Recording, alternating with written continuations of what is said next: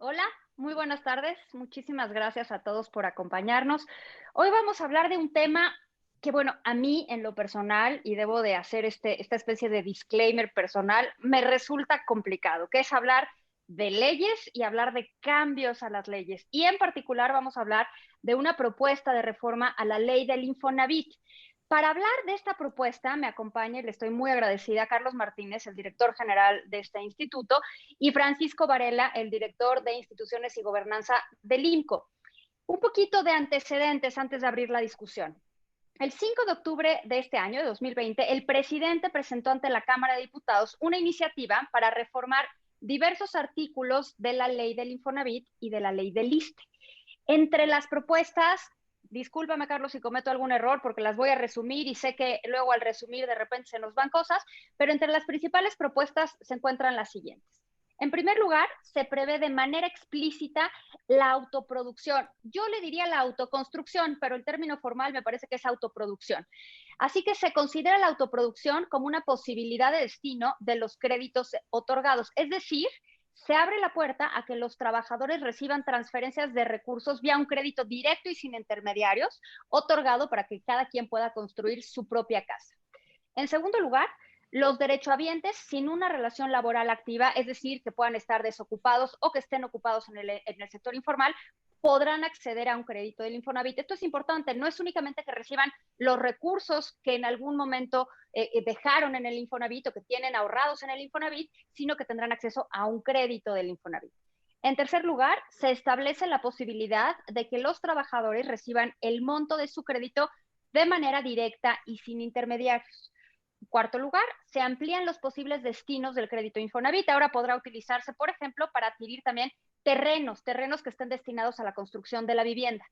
Se crea una nueva línea para refinanciamiento de créditos que los derechohabientes hayan adquirido con instituciones financieras, es decir, que puedan mover su crédito de una institución financiera al Infonavit, o por lo menos así lo entendí yo, Carlos ahorita nos lo explicará, y se posibilita que los trabajadores accedan a un número ilimitado de créditos subsecuentes siempre y cuando liquiden el anterior. Este es un resumen de los principales cambios que se prevén en esta reforma. Y bueno, sinceramente nos salen muchas dudas, nos surgen muchas dudas, hay muchos temas de los cuales queremos hablar y para esto tenemos esta sesión con Carlos y con Francisco, quienes amablemente comentarán el punto. Nada más un poquito de housekeeping, como dicen en Estados Unidos, la sesión se está grabando y les pido a todos los que quieran hacer preguntas, lo hagan en el pedacito que está hasta abajo donde dice preguntas y respuestas para que las podamos ir ordenando.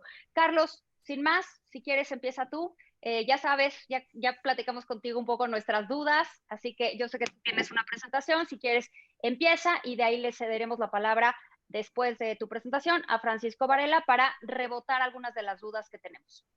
Mil gracias, Valeria, Francisco y por supuesto a todos los espectadores. Voy a hacer muy rápido para que dediquemos más a las preguntas, pero sí me interesaba algo que creo que lo dije con Valeria, tuvimos un diálogo también de otro tema y decía que muchas veces se habla del Infonavit y se asume que se conoce qué es y cómo funciona y muchas veces no es así y entonces a veces por eso también surgen las propias dudas. Entonces voy a presentar algo súper rápido y ya entramos al diálogo, pero sí no quería obviar el tema de conocer el instituto, ¿no? Entonces, de manera muy rápida, me voy a saltar varias porque digo, es algo que estamos utilizando para la reforma, pero básicamente los números están ahí. El instituto administra recursos equivalentes a 6 puntos del PIB y se constituye por las aportaciones de los empleadores, que es el 5%, las recuperaciones de los créditos, las inversiones en valores son los que le dan las entradas al fondo, ahí están los datos más recientes en cada una de las líneas, y las salidas del fondo se dan por soluciones de vivienda, y se han dado 11 millones de créditos desde el 72 y actualmente se administran 6.2 millones de créditos y también es un fondo que al constituir parte del ahorro nacional devuelve el dinero a pensionados una vez que se jubilan y se administran en total 66 millones de cuentas y los recursos de créditos administrados son 1.5 billones de pesos y hoy las inversiones en valores, nuestro fondo institucional, tiene un saldo de 289,000 millones de pesos, que sería, digamos, como nuestra oficina de inversiones institucionales. O sea, en términos generales, el Infonavit es un fondo solidario donde tienes salidas para crédito de vivienda o para pensión y tienes entradas por las recuperaciones de créditos, las inversiones y las aportaciones de empleadores. En cuanto a lo de crédito, muchas cosas que hoy se establecen en ley ya se hacen. Hoy ya damos un crédito de autoconstrucción que se llama Construye Infonavit y que arrancamos la semana pasada. Créditos de mejoramiento, desde luego todos los créditos hipotecarios, todos ellos acompañados por mecanismos de seguro, seguro de crédito, de protección de pagos, de seguro de daños y por supuesto con un derecho asociado que es el derecho a la cobranza social. Y ahí también se explica la remuneración a la subcuenta de vivienda. Quien no utilice su ahorro para un crédito está recibiendo un rendimiento que tiene que ver con nuestra actividad hipotecaria y las inversiones en valores. En esto, que ojalá después se pueda compartir más a fondo, pero ahí está la línea de vida de un trabajador y más o menos la mayoría de los trabajadores saca sus créditos o empieza a sacar sus créditos a los 25 años y hasta los 50, hasta los 45 años es en la etapa donde mayor actividad de crédito se tiene. Después de los 45 se tiene menor actividad y se tienen otras necesidades de crédito. Por lo tanto, lo que buscamos con la reforma es ampliar las opciones de financiamiento para que podamos acompañar al trabajador en toda su vida. Después está lo del plan de vivienda, que creo que es importante nomás como contexto, pero hay 9.4 millones de acciones de vivienda en rezago, es decir, hay trabajadores que necesitan sustituir, ampliar, mejorar su vivienda y la mayoría de las necesidades de la gente, de estos 9.4 millones de acciones para combatir el rezago habitacional, corresponde precisamente al mejoramiento de vivienda. No me voy a detener en todo esto, pero digamos, hemos tratado en esta administración de ampliar la posibilidad de que accedan a financiamientos distintos. Y esta cosa sí es muy importante y que creo que responde ya a varias dudas que el propio INCO trató en el documento que presentó y que tiene que ver también con los parámetros que de manera holística pone la ley en cuanto a rendimientos, pero el artículo 39 de la ley, que por supuesto no se reforma, habla de que el instituto tiene que tener una actividad tal que dé un rendimiento que está basado en una fórmula de 3 componentes. Los rendimientos que dé su cartera hipotecaria en salarios mínimos, el rendimiento que dé su cartera hipotecaria denominada en pesos y los activos financieros invertidos en valores. Entonces, nosotros tenemos que optimizar de manera interna toda nuestra actividad de tal manera que podamos pagar un rendimiento a los ahorradores. Entonces, imagínense que el año pasado dimos 500,000 de créditos y otorgamos rendimientos a 67 millones de trabajadores. Entonces, nuestra actividad tiene que ser lo suficientemente rentable para que los ahorradores tengan un rendimiento que el año pasado fue de 7.3% y que el rendimiento nominal en lo que va del año es de 5.33%, 132 puntos base respecto a la inflación anual registrada en septiembre. Pero esta restricción es bien importante porque hacia adelante y con la reforma lo que se tiene que buscar es que las nuevas líneas de crédito, las nuevas líneas de originación y demás tienen que cumplir con esta misma característica. Entonces, cualquier regla que diseñemos tiene que tener la restricción, digamos, de generar este rendimiento de al menos la inflación de los últimos 5 años para quienes no saquen un crédito con el instituto. Resumo rápido, yo creo que Valeria hizo un gran trabajo de resumen de la reforma, pero efectivamente se amplían las posibilidades en el destino de crédito, se prevé de manera explícita la autoproducción como destino de los créditos, se crea una línea específica de refinanciamiento. Debo decir que para créditos tanto de nosotros, que haya dado el Infonavit en el pasado, como de otra institución, eso fue algo que se añadió en el dictamen que, por cierto, me avisan que ya se aprobó en la Comisión de Vivienda de la Cámara de Diputados.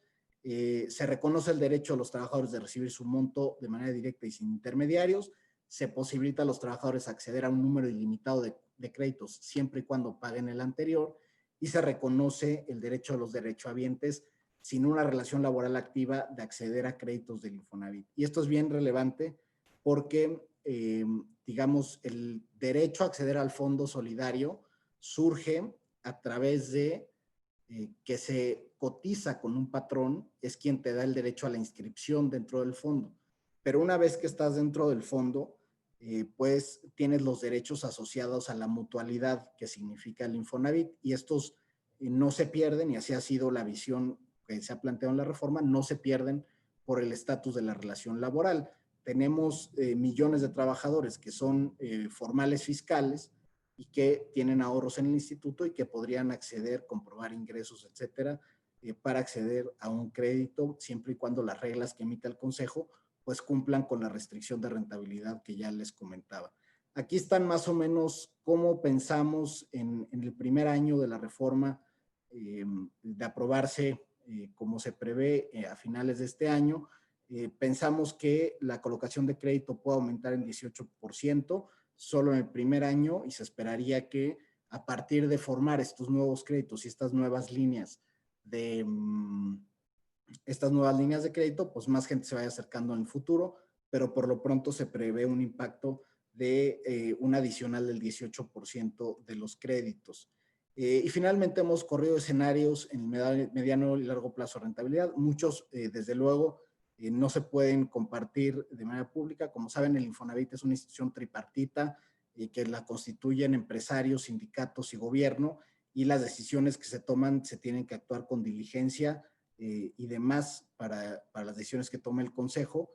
Pero lo que sí les puedo decir es que el remanente de operación, que finalmente es lo que queda al final del año, en dos escenarios, uno donde aumenta el 30% la colocación, no vemos que crece el remanente de operación en una corrida de 20 años de manera importante para seguir dando los rendimientos a los ahorradores y cumplir con el programa de crédito de manera cabal. Y como les decía, finalmente lo que prevé la ley son dos cosas, y eso es algo que se añadió en la reforma.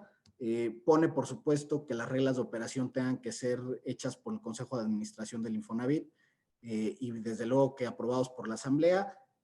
Tanto el Consejo como la Asamblea son órganos tripartitas en partes iguales.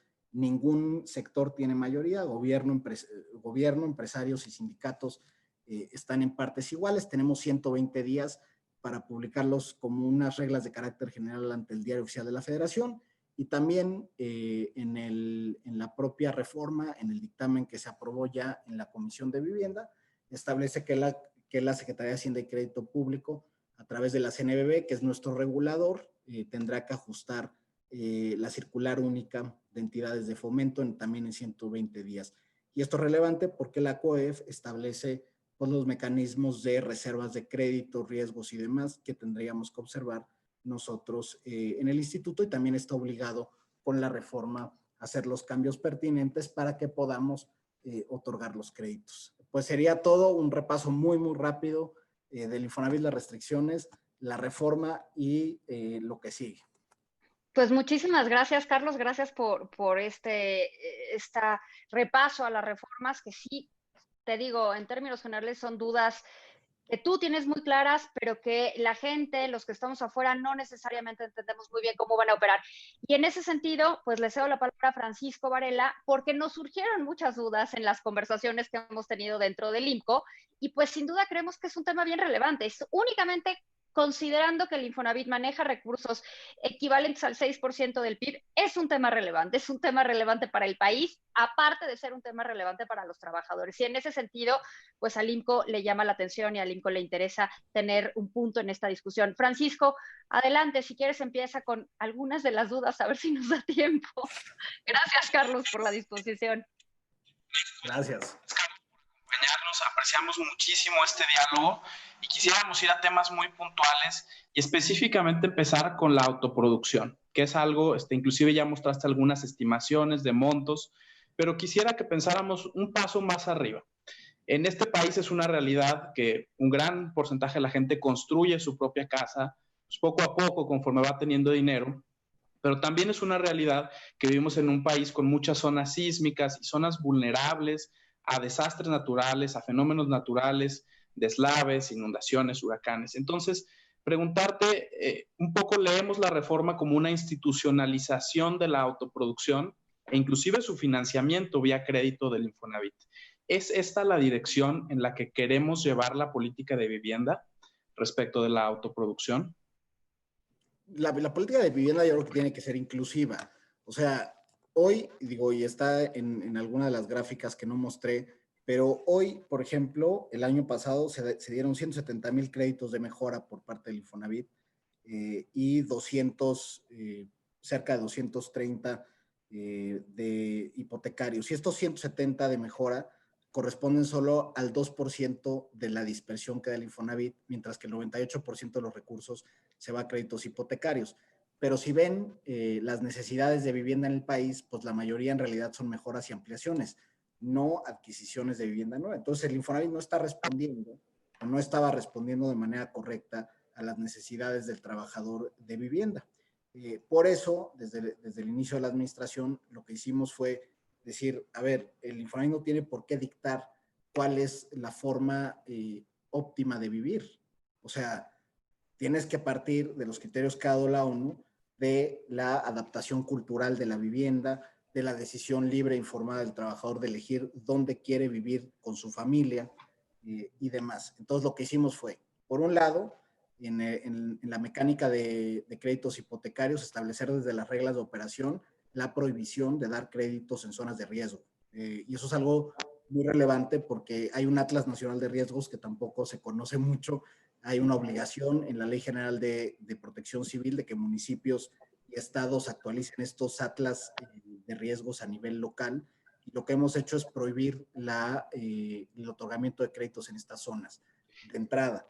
Y lo mismo ha pasado en los créditos de autoproducción que iniciamos ahora en octubre. Se cruza siempre contra la base del Atlas Nacional de Riesgos y con base en eso se decide el otorgamiento de financiamiento. Ahora bien, los créditos de autoproducción, que creemos que es una iniciativa muy relevante, iniciamos con el crédito Construye Infonavit en octubre y ya tenemos 2,000 solicitudes de crédito en el primer arranque. Y lo que nos dimos cuenta es que las familias tenían acceso a financiamiento informal para hacer sus casas y que definitivamente no se van a mudar y no esperan irse a un desarrollo habitacional construido de forma fordiana con casas iguales en producción en serie, sino que buscan asentarse en su territorio y lo iniciamos en Oaxaca simplemente por la razón de que mucho es tierra ejidal y lo que buscan es consolidarse. Y los beneficiarios, los que están solicitando el crédito son, imagínate, trabajadores que habían acumulado 200 o 300,000 pesos en la subcuenta de vivienda, cuando el promedio de un trabajador que saca una vivienda nueva es 35,000 pesos. Pero estos trabajadores habían acumulado eso porque no querían moverse y no había oferta disponible para lo que ellos querían. Y ahora con Construyo Infonavit, que es el tema de autoproducción, se les da un monto equivalente al 1.5 veces la subcuenta de vivienda, se cubre riesgos de la mayoría del crédito y la otra parte del riesgo se cubre precisamente con una tasa de interés donde el trabajador puede pagar a 10 años y se le da asistencia técnica al trabajador. Y nosotros creemos que el Infonavit tiene, o sea, existe la necesidad, tiene la posición institucional y operativa para poder acompañar al trabajador en la forma de vida que más quiera. Nosotros no tenemos por qué, como pasaba antes, pues ser los mandaderos de los desarrolladores. Pues eso ya se acabó. Entonces, pero puede ser que la gente decida. Entonces, no va a haber créditos para la autoproducción en zonas de riesgo. Es decir, ahorita no los hay para comprar viviendas en zonas de riesgo, ni tampoco si yo vivo en una zona de riesgo, no sé, una ladera que en el Atlas se identifica que es peligrosa, a mí no me van a prestar, aunque yo diga aquí quiero vivir, digamos, el Infonavit va a reconocer que esa es una zona riesgosa en la cual construir podría ir en detrimento del mismo interés de los habitantes de la vivienda. Y Totalmente. esto va a estar en las reglas. Y de hecho, en el dictamen que se aprobó hoy, y fue de las adiciones que se hicieron, se estableció que el Infonavit verificaría la reglamentación urbana, ecológica y de riesgos para hacer las reglas de otorgamiento de crédito. Entonces eso, o sea, tampoco vas a dar en una reserva natural o en un bosque o en la zona limítrofe bosque-ciudad o en una zona de riesgo. Eso, ¿Y cómo le hace el Infonavit para saber? Supongamos que yo no estoy en una zona de riesgo. Pido mi crédito de autoproducción porque estoy en mi terreno en el cual yo quiero vivir. A mí no me interesa comprar una casa. ¿Cómo le va a hacer Infonavit para saber que esa persona destine los recursos específicamente a la construcción de vivienda. ¿Y qué requisitos, qué le van a pedir a la persona que muestre y sobre todo, con qué recursos le van a dar seguimiento a ver que la vivienda se esté construyendo, ¿no? Porque podemos partir de que hay una alineación de incentivos. El gobierno quiere dar crédito a la autoproducción y la persona quiere construir su casa. ¿Cómo le hacemos para darle seguimiento a que de hecho el dinero se use para construir la casa? En la primera parte existe una cosa que se llama el Registro Único de Vivienda, que también espero que lo conozcan, pero ahí se geolocalizan todas las acciones de crédito que da el instituto. Ahí están registradas ahí todas las reservas territoriales de desarrolladores que quieren vender vía créditos del instituto y demás. Entonces tenemos mapeado ya las capas de riesgo del país. También existe en la página de Senapred el Atlas Nacional de Riesgos, y ahí está mapeado todo el país y el territorio por riesgo medio, bajo, alto en cada una de las zonas geográficas. Y nosotros, precisamente el Registro Único de Vivienda, tenemos cruzadas todas esas líneas, y cuando surge una solicitud de crédito, se geolocaliza la dirección, se cruza contra eso y se define si es sujeto o no es sujeto de financiamiento por parte del instituto con todo eso. Y eso es el primer paso. Ya que pasaste eso y efectivamente no estás en zona de riesgo, lo que sigue y que preguntas, dices, bueno, ¿cómo se le va a dar seguimiento a que construyan? Para los créditos de mejora ya existe un sistema donde nosotros compartimos datos con precisamente, porque se le da el dinero al trabajador una tarjeta, y en esa tarjeta va y puede adquirir materiales de construcción, puede adquirir muebles empotrables, puede adquirir varillas, cemento, pintura, y herramientas de construcción, y también puede gastar el dinero 20% en la mano de obra que quiera contratar. Eso ya existe hoy y se le da seguimiento a través del cruce de las transacciones que se hace tarjeta por tarjeta en las tiendas de autoservicio o en las ferreterías donde están registradas ante el instituto. Lo que nos hemos dado cuenta es que toda la gente hace lo que esperamos que haga. Compra varillas, cemento y demás. De hecho, apenas que estuve en Oaxaca, nos tocó una familia que había construido la primera etapa de su casa con 2 Mejoravit. Pidió uno de 50,000 pesos. Construyó la primera etapa de su primer piso, acabó de pagar, pidió un segundo, y ahora a través de Construye Infonavit, pues puede hacer un segundo piso para su familia y tener un financiamiento formal de 230,000 pesos que le permite completar la obra, y nosotros damos asistencia técnica. La asistencia técnica es opcional para el trabajador, pero tenemos un padrón de arquitectos y de asistentes técnicos que te ayudan a hacer un plano, a ver las medidas estructurales y de riesgo. Algo muy común, y eso lo ven en muchos lados del país, cuando se hace un primer piso, se pone la losa del techo y queda una cornisa. Y cuando le echan el segundo piso, la pared la hacen sobre la cornisa y no sobre la pared de abajo. Entonces, eso es un riesgo, y lo que hacen los asesores técnicos es precisamente asesorar ese tipo de procesos constructivos sociales para decir, las paredes tienen que ir en las juntas de la pared, ¿no? Y se tienen que establecer los cubos para el crecimiento de escaleras. Todo eso son asistentes técnicos que ya trabajan con nosotros. En el caso, por ejemplo, del Mejoravit, tenemos una alianza con Cemex y Construrama. Toda la red de Construramas tiene asistentes técnicos que te ayudan a hacer planos y demás. El punto es, y eso es la diferencia de financiamiento, y por eso yo hablo de que esta reforma también es una de inclusión financiera. Nosotros tenemos esa posibilidad, pero los trabajadores formales que demandan esas soluciones son minoritarios respecto al resto del universo de personas que no tienen acceso a financiamiento formal. Y lo que pasa en la Sierra de Puebla, en la Sierra de Oaxaca, incluso en valles centrales de Oaxaca, por ejemplo, la gente no tiene acceso a financiamiento, no está incluida en el sistema financiero, y acaba pidiendo en una casa de empeño dinero para mejorar su casa, y no tiene ningún tipo de acompañamiento. Y eso pues no es nuestra responsabilidad hacerlo. Pero esta reforma, al ampliar los sujetos de crédito y el objeto de crédito, pues permite hacer los mecanismos para darle seguimiento. Y eso me lleva al segundo punto, ¿no? Bueno, dejemos por un momento la autoproducción, digamos, su idoneidad como política del Estado, promoverla o no, y pasemos a la ampliación de sujetos de crédito.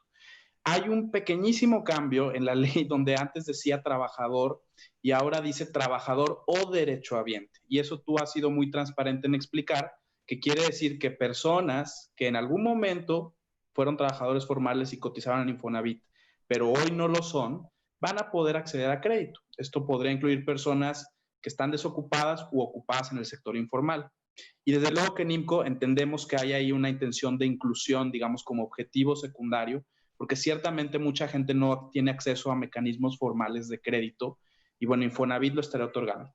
Quisiera preguntarte ahí específicamente cuáles son los riesgos de estos créditos y si no consideran que esto es un desincentivo a la formalidad, porque mucha gente está dispuesta a tomar trabajos no bien remunerados con tal de cotizar a Infonavit y en algún momento tener este crédito a la vivienda. Si tomaron en cuenta esta parte de la informalidad y también los riesgos asociados a prestarle a personas que no tienen un empleo, una relación laboral activa, formal. O sea, en primer lugar, digo, a mí este tema de formales y informales yo creo que es medio una construcción convenida con el tema de la seguridad social. Hay muchos trabajadores que son formales fiscales y no son informales, son formales, nada más que no tienen un patrón que paga aportaciones respecto a ellos, sino que son trabajadores independientes, son consultores, y no los podemos llamar informales. Incluso son los patrones mismos cuando se pagan, pues ellos no están registrados ante el seguro ni ante el Infonavit. Pero bueno, más allá de esa distinción particular, creo que hemos estudiado dos cosas bien interesantes. Armamos una cosa que se llama el Laboratorio del Empleo aquí en Infonavit y nos hemos dado cuenta que, digamos, esta concepción, no sé si llamarlo prejuicio, pero sí concepción de que alguien estaría dispuesto a emplearse un tiempo para obtener la cuenta y después salirse, quién sabe qué. La realidad es que la mayoría, lo que hemos detectado es que una carrera salarial tradicional en México dura 6 años. No, o sea, en prácticamente todos los sectores no hay carreras salariales más grandes de 6 años. En el sector automotriz, por ejemplo, son carreras salariales de 13.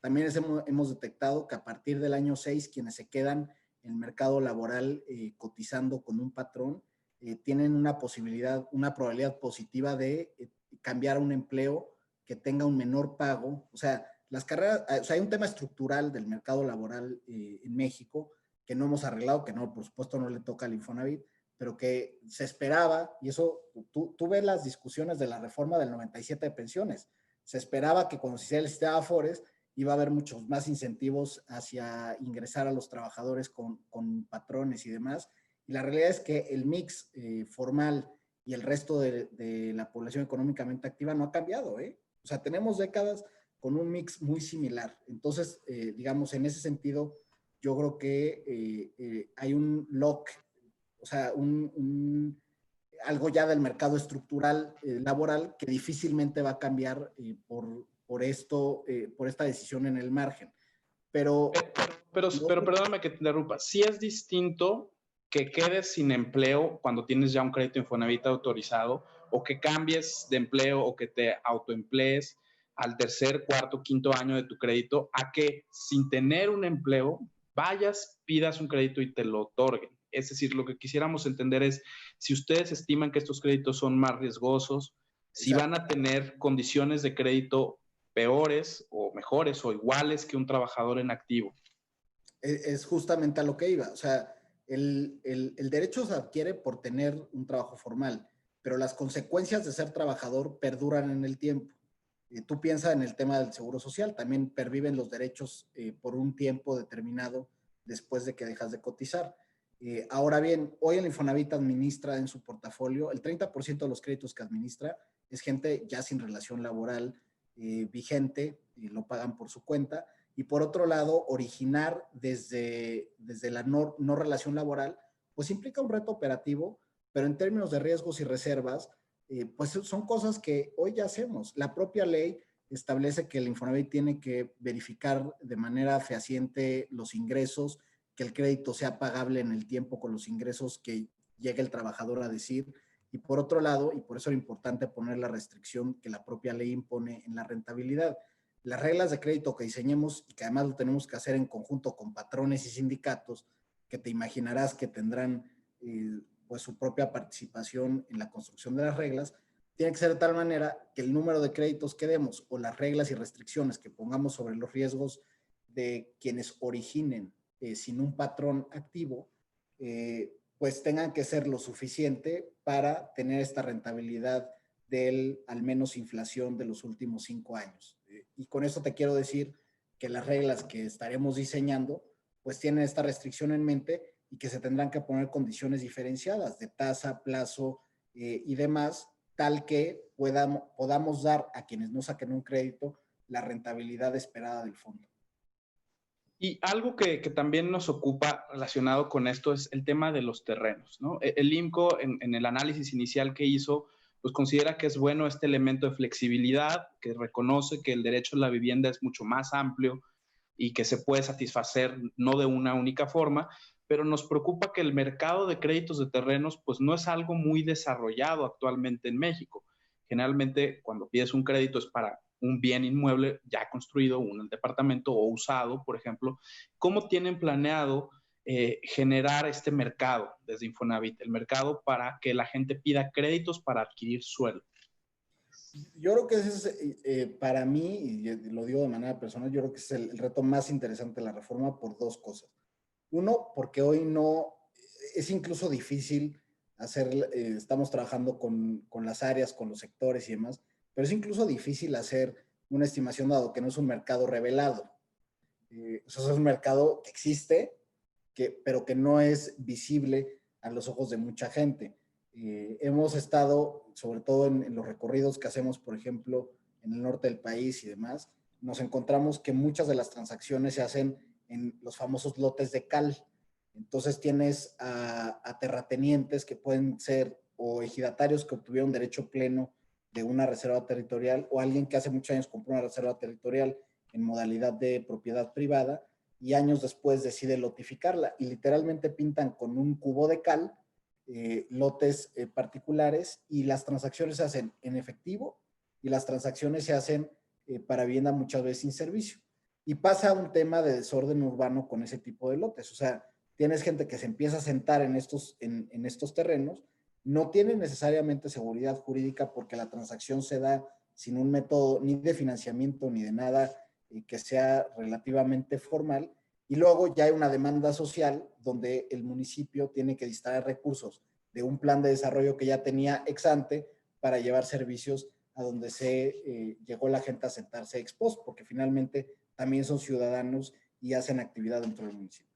Entonces, ¿qué creemos con esta reforma? Creo que al establecer, y parte de lo que quedó ya en el dictamen que se aprobó hoy en la comisión, establece que el instituto tiene que verificar que cumpla con requerimientos ecológicos, o sea, ecológicos, urbanos y de riesgos.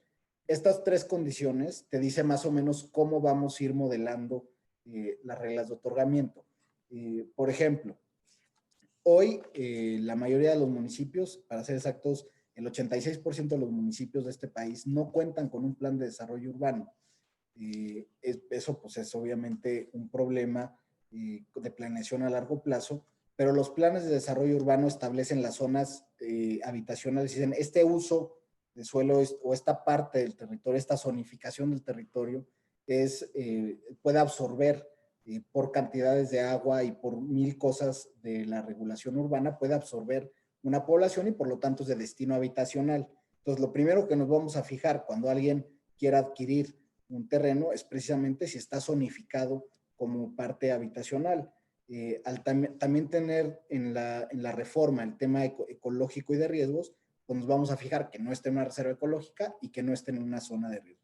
Una vez cumplido eso, pues se puede ya hacer la regla y es parte de lo que vamos a hacer, de cuál va a ser el monto máximo de crédito, cuál va a ser el plazo, la garantía desde luego tendrá que ser la propia propiedad del terreno y se tendrá que amortizar pues en lo que determine el Consejo de Administración, pero leyendo de manera armónica la ley, pues tampoco podrían ser créditos que duraran más de 30 años, como establece la propia ley en el Infonavit. Entonces tendremos que calibrar eso, pero lo que sí creo es que al poner un mecanismo formal de financiamiento por delante, que exija la regularidad de la propiedad o la posesión legítima de la propiedad, en primera se van a quitar intermediarios. O sea, todos estos señores que venden lotes de cal, pues lo hacen porque no hay nadie que ofrezca esos lotes y además porque, por otro lado, el trabajador no tiene acceso a financiamiento para comprarlos. Entonces, ahorro debajo del colchón y un intermediario que es digamos, alguien que compró la tierra hace mucho y ahora se aprovecha de una necesidad explícita de vivienda. Pero al tú revelar el mercado y poner el financiamiento formal por delante y una institución con presencia territorial como el Infonavit, pues vas a hacer que, uno, las transacciones sean visibles, sean rastreables en el tiempo y que además se exija como contraprestación la regularidad de la propiedad y el registro público de la propiedad.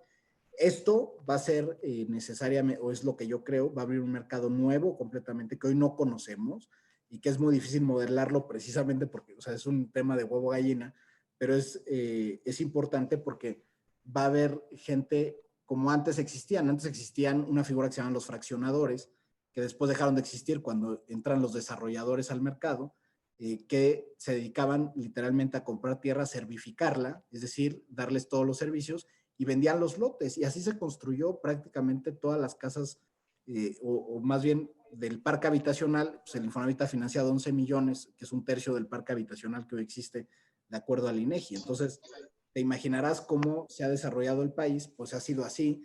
Y ahora creemos que esta figura de fraccionador pues va a ser atractiva. Se crea un mercado nuevo. Exacto, una clase en el mercado que ahora es la transacción del terreno precisamente porque hay financiamiento. Eso va a ser muy interesante. Yo creo que va a ser un gran reto porque va a venir primero la oferta de estos créditos y pues estaremos muy atentos a ver cómo funciona. Creo que entre lo que has dicho es claro que esta reforma es una reforma al Infonavit, pero trasciende en varios de los aspectos. Toca temas, desde luego, de política de vivienda, inclusive ya hablaste de regularización de la tierra. Y dijiste en tu presentación que hicieron estimaciones de otorgar hasta 30% más crédito. Y yo quiero ahora poner esto en el contexto de la reactivación económica, ¿no? Estamos hablando de una suma muy fuerte de dinero que potencialmente estaría en circulación para créditos ya sea de autoproducción, de mejora, de terreno, más créditos hipotecarios. Realmente, ¿cuál es aquí el papel, digamos, de esta reforma entendida desde la óptica de la reactivación y sobre todo porque el presidente ha mencionado en varios puntos que estos créditos van a crear empleos? ¿Cómo lees tú o cómo explicas tú la reforma en el contexto de la reactivación? Bueno, primero, yo creo que sí es muy relevante que al abrir todas estas posibilidades de financiamiento a distintas formas de construcción, pues va a incidir definitivamente en las ventas, por ejemplo, al menudeo de pintura, varilla, cemento, etcétera. Los créditos mismos se pueden utilizar hasta un porcentaje para la contratación de mano de obra o de asistentes técnicos, para ser exactos, por ejemplo, en el crédito que ya sacamos de autoproducción, que hoy lo sacamos a nivel programático y que ahora ya le da fortaleza a la ley, pero en ese crédito el 30% del crédito lo puedes utilizar para la contratación de mano de obra o asistencia técnica. En el caso del de mejora, hoy 20% del crédito lo puedes utilizar para eso. Estamos trabajando, tampoco quisiera dar muchos detalles porque todavía no está listo, pero estamos trabajando con el Seguro Social un esquema simplificado de contratación y dada de alta para estos créditos. Es decir, como el Infonavit del financiamiento formal, digamos, y un porcentaje del crédito lo puedes usar para empleado, o sea, para tú ser empleador, o sea, a su vez, tú eres quien recibe el crédito por ser empleado, pero a su vez te conviertes en empleador. Se está trabajando con el Seguro Social un régimen simplificado para dar de alta a los trabajadores de manera temporal cuando se da la construcción de este crédito. Y eso te va a dar una visibilidad amplia sobre todas las personas que participan alrededor de este financiamiento. Eso va a ser, yo creo que muy relevante que lo sigamos trabajando con el seguro. Es una especie de efecto multiplicador que están pensando, ¿no? Es decir, no es nada más que yo pida el crédito para hacer mi casa, sino que en el proceso, pues, de que tengo dinero para construir o mejorar mi casa, habrá gente que se pueda emplear, digamos, como una suerte de multiplicación del crédito, ¿no? Exactamente. La otra es que como la oferta, para nosotros, y en la presentación traía unos datos de encuesta, pero no compiten los créditos. O sea, hoy la demanda por créditos hipotecarios tradicionales va a seguir igual o mayor, dependiendo de las condiciones crediticias que nosotros demos como institución en nuestro financiamiento tradicional, van a pervivir. O sea, no se acaba ese mercado, sino que continúa. y por otro lado se abre un nuevo mercado. Por ejemplo, hoy, de los 5 millones de trabajadores que están precalificados para un crédito, es decir, que ya tienen los puntos, que lo del puntaje es algo que los trabajadores saben, pero básicamente es una ecuación donde calculan tu edad, tu salario, etcétera, y te dicen que si cumples con 116 puntos y a partir de ahí eres sujeto de crédito, ¿no? Hay 5 millones de trabajadores que hoy cumplen con el puntaje y de esos 5 millones hicimos estudios de encuesta para ver qué tanto estarían dispuestos a utilizarlos en otros créditos, ¿no? Por ejemplo, el 5% estarían dispuestos a adquirir un terreno.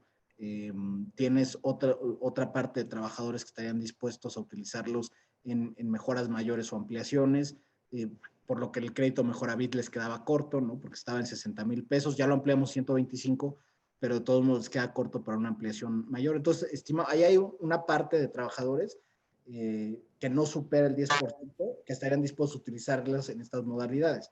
Y ahora tienes el resto de trabajadores que siguen prefiriendo por las mismas condiciones. Otra vez es estructural con el mercado laboral. Eso es algo que muchas veces no se estudia el Infonavit ligado con el mercado laboral, pero tú imagínate un trabajador que trabaja en una maquila en Juárez, que la esposa trabaja también 2 turnos cada uno, pues difícilmente van a dedicar su tiempo adicional a comprar un terreno y construir. Lo que buscan es normalmente tener una casa que ya empiecen a pagar y dejen de pagar una renta.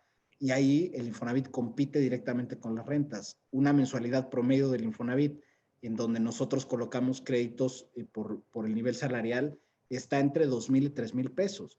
Entonces, esa es la hipoteca, que muchas veces las rentas son mayores en ciudades medianas. Entonces, lo que le urge a la gente, sobre todo la que trabaja en maquilas y está asociada a este tipo de mercado laboral, le urge tener ya una casa hecha. Entonces, también la liquidez que inyecta la reforma, yo creo que también beneficia al sector de los desarrolladores. Por cada casa nueva que se construye en el mercado hipotecario se generan 3.8 empleos. Una casa de interés social genera 3.8 empleos en el sector de la construcción, más lo que se pueda generar adicional por la autoconstrucción que tú asumas como titular del crédito.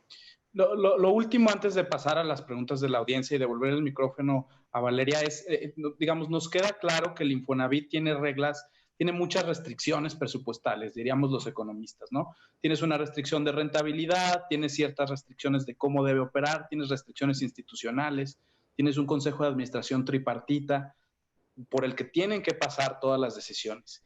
Quizá lo que te quiero cerrar preguntando, y si nos puedes responder en un minuto, es, finalmente vemos al Infonavit como una especie de alcancía o banco, que queremos que dure para generaciones futuras, no nada más para quienes ahorita con esta reforma reciban un crédito, sino los que ahorita van en primaria, en secundaria y que algún día lleguen al mercado laboral, pues este patrimonio común de los trabajadores siga siendo bien administrado como ha sido relativamente hasta ahora, tiene salud financiera.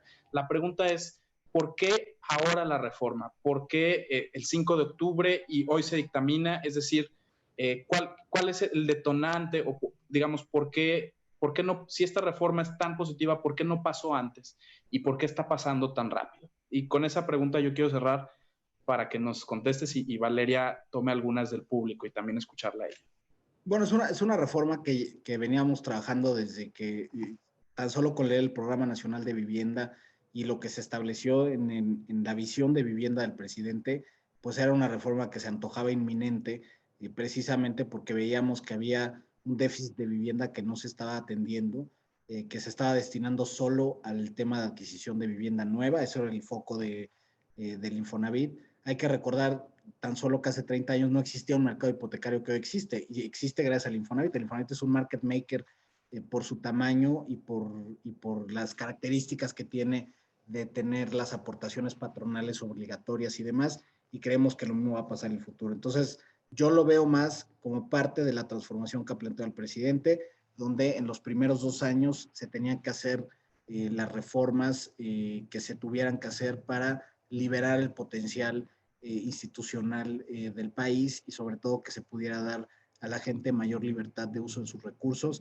Esa es una de las razones por las que así yo lo veo. Es una reforma que es compatible con el Programa Nacional de Vivienda que se presentó el año pasado y que en ese mismo Programa Nacional de Vivienda se ponen tareas específicas a Infonavit y Foviste en materia de autoproducción, en materia de mejoras de vivienda. O sea, se ponen todas estas mismas tareas que hoy se plasman en la ley, ya se habían planteado en el programa nacional desde el año pasado, y ahora, pues también en el contexto de la recuperación económica del país o del empuje que necesita el país, pues también se ve, digamos, mucho mejor la reforma, ¿no? Pero yo creo que es algo que ya naturalmente venía desde el planteamiento que se hizo el año pasado en el Programa Nacional de Vivienda. Gracias, Carlos. Carlos, muchísimas gracias. Gracias por tu disposición para responder y porque aclaras muchas de las dudas que ya nos está haciendo el público desde el principio de tu exposición. Surgieron algunas dudas que creo que sinceramente fuiste respondiendo, ¿no? Entre ellas había varias que decían, ¿cómo le van a hacer para garantizar que los recursos se vayan a construcción y no se vayan a otras cosas? ¿Cómo le van a hacer para garantizar que se vayan a inversión o verdaderamente a la construcción y que no se traduzcan únicamente en gasto corriente en las familias? Pero creo que hay algunos temas interesantes que quizás valdría la pena abordar más. Por ejemplo, hay dos preguntas, una muy específica, otra un poco más general, pero las dos tocan exactamente el mismo punto. Una persona nos cuenta un poco su historia y nos dice que recientemente se quedó sin empleo, que tiene un crédito hipotecario, con un banco y que no ha usado su cuenta del Infonavit, no ha usado el saldo que tiene en la subcuenta de vivienda, pero que si lo usara, le alcanzaría para finiquitar ese crédito. Entonces, la pregunta va en el sentido de, ¿puedo tomar mis recursos que están en el fondo de la subcuenta del Infonavit y usarlos para pagar ese crédito? Porque al final del día, pues ese crédito se fue a mi vivienda está ahí, ahorita vivo en ella, no tengo empleo, entonces ahorita sí se me complica pagarlo, pero con los recursos que tengo ahí podría finiquitar ese crédito. ¿Es posible hacer eso? Bueno, vi esa y la de Fausto Correa, que le mandamos un saludo porque además él trabajó aquí en el Así es. pero en ambas sí, o sea, bueno, en primera para la persona de 61 años, lo que es más, con 61 años, si tiene una carta de no jubilación del IMSS, es decir, si no alcanzó las semanas mínimas cotizadas y tiene una carta de no pensión del Seguro Social, puede retirar ya su dinero de la subcuenta de manera directa, sobre todo está en la ley del 73.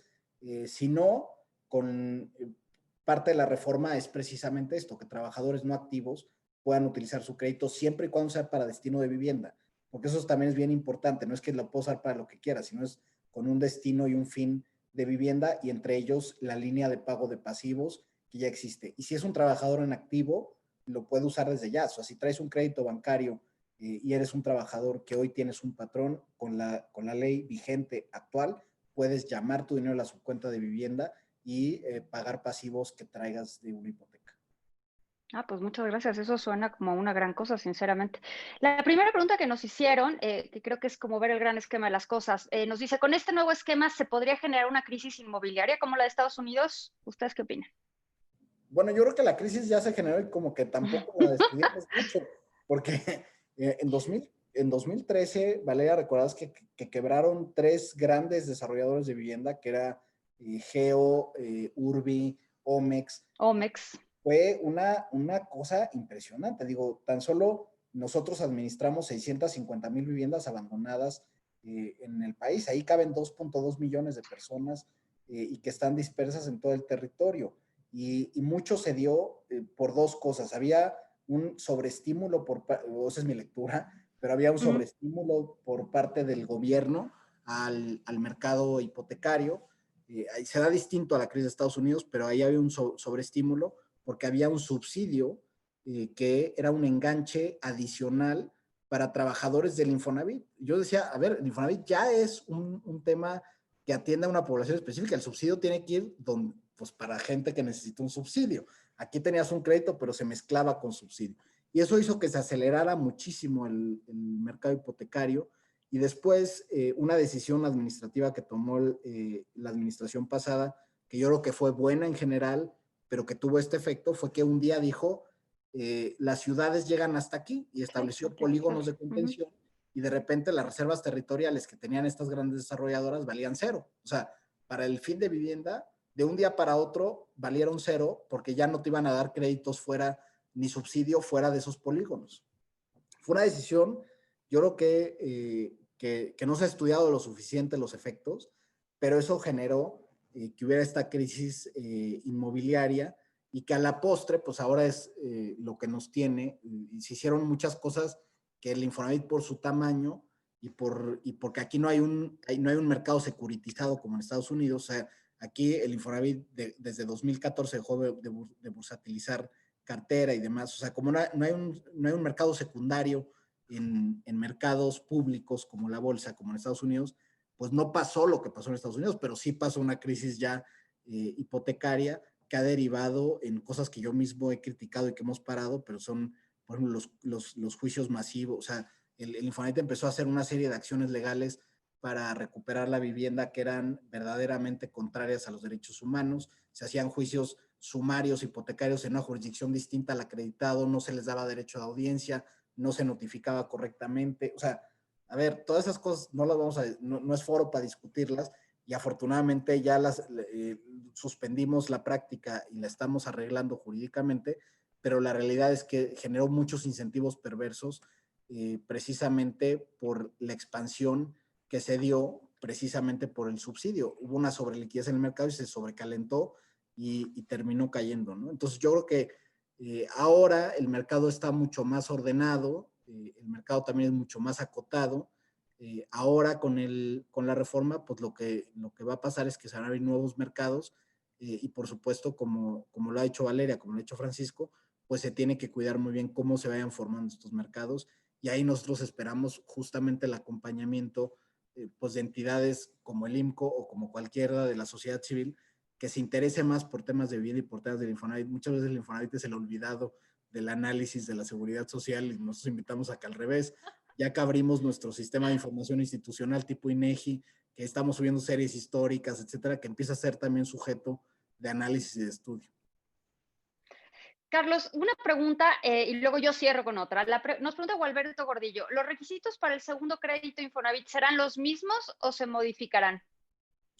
Como yo lo veo, y eso otra vez tendremos que llegar a un consenso con los sectores, es que hoy el segundo crédito Infonavit se tramita con el instituto y se cede una parte del crédito al banco, porque el Infonavit solo asume el riesgo determinado por las cuotas futuras y el banco asume el resto del crédito. Entonces, un crédito coparticipado con la banca. Entonces, las reglas son las mismas que las del Infonavit.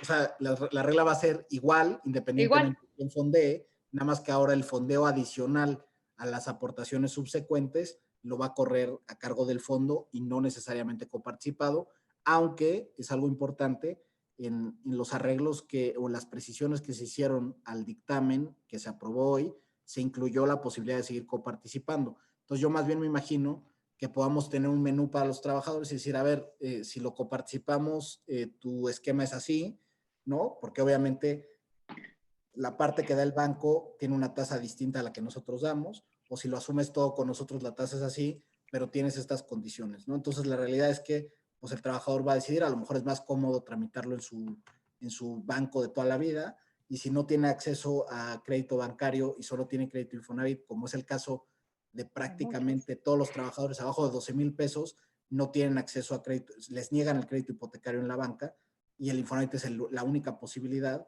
y por lo tanto ahora van a poder sacar segundos créditos que no podían antes. Bueno, Carlos, ahora para cerrar, términos, plazos legales.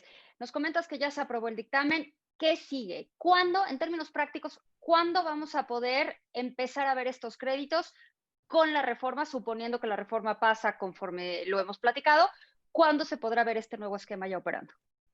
Pues hoy se pasó en la comisión, tendrá que ir a pleno, después tendrá que ir al Senado, y si no hay cambios, pues nosotros esperamos que hacia finales de noviembre ya esté para que el Ejecutivo la publique, y a partir de ahí se tienen 120 días, es decir, 4 meses, para que el Consejo de Administración haga todas las reglas pertinentes para el crédito, y la otra bien importante, que es que el regulador, la Secretaría de Hacienda, también haga los ajustes necesarios a las políticas de reservas, riesgos, etcétera, que están en esa circular única de entidades de fomento, que es la CUEF, para que nosotros también podamos otorgar los créditos. No funciona la una sin la otra.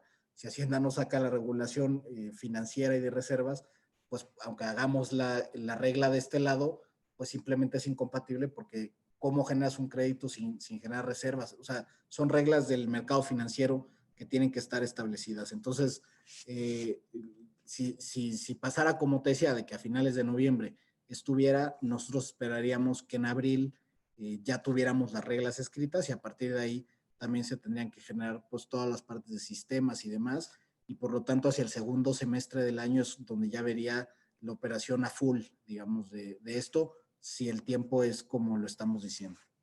Es decir, como dice el dicho, para abril o para mayo estarán las reglas en todo caso y pues quizás empecemos a ver la operación de este nuevo sistema o de estos nuevos créditos, por decirlo de alguna manera, hacia el segundo semestre del año que entra. Carlos, te agradezco muchísimo tu disposición a platicar todos estos temas. Francisco, muchísimas gracias por poner este tema en el radar y pues yo te propongo, Carlos, aquí te comprometo en público a que sigamos platicando y que sigamos discutiendo estas reglas porque bueno, únicamente cuando vemos estas cifras de manejan billones de pesos que representan el 6% del PIB, pues llama la atención y dices, no, aquí hay que verlo y hay que verlo con cuidado. Y bueno, cuando hablamos de vivienda, pues evidentemente el tema es mucho más delicado. Gracias, Carlos. Gracias, Francisco.